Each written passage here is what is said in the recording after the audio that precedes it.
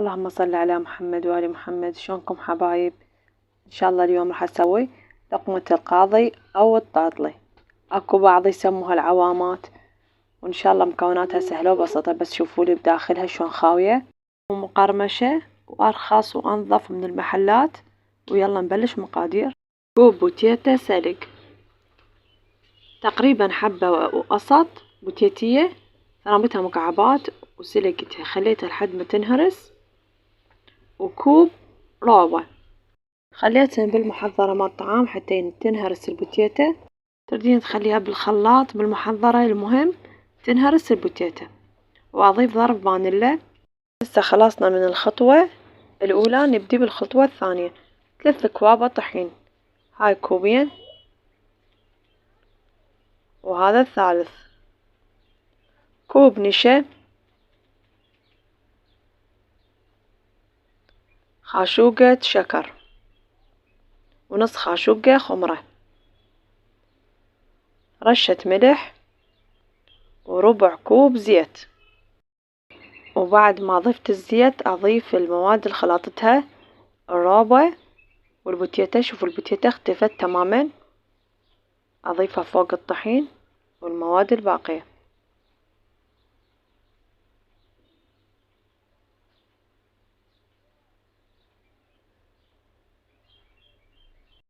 كوب ماي، ما راح أضيفه كله، راح أضيف 3/4 الكوب.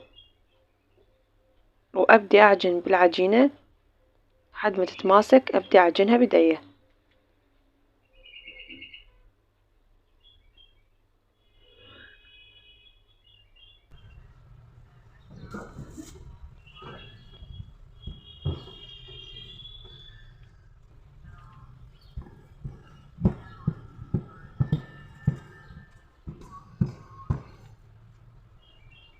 أضيف شوي شوي.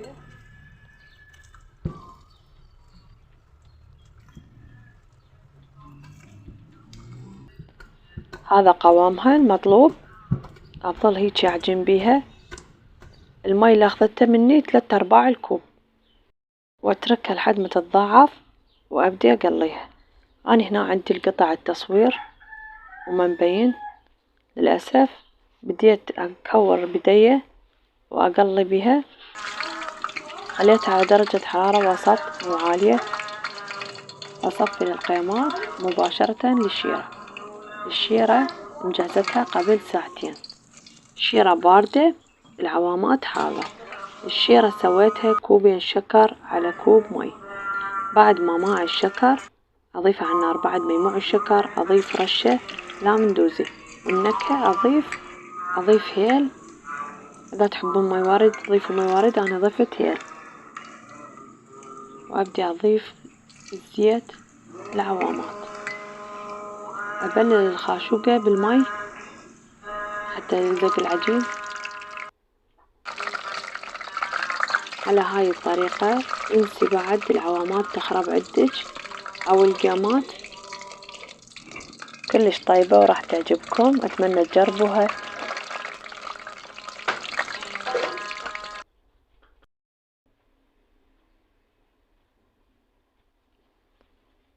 أظل أدور بالقامات لحد ما تعطيني اللون اللي أريده. نفس ما قلت لكم على درجة حرارة هادئة كلش، نقول وسط، حتى تاخذ لون لكل الاتجاهات مالتها.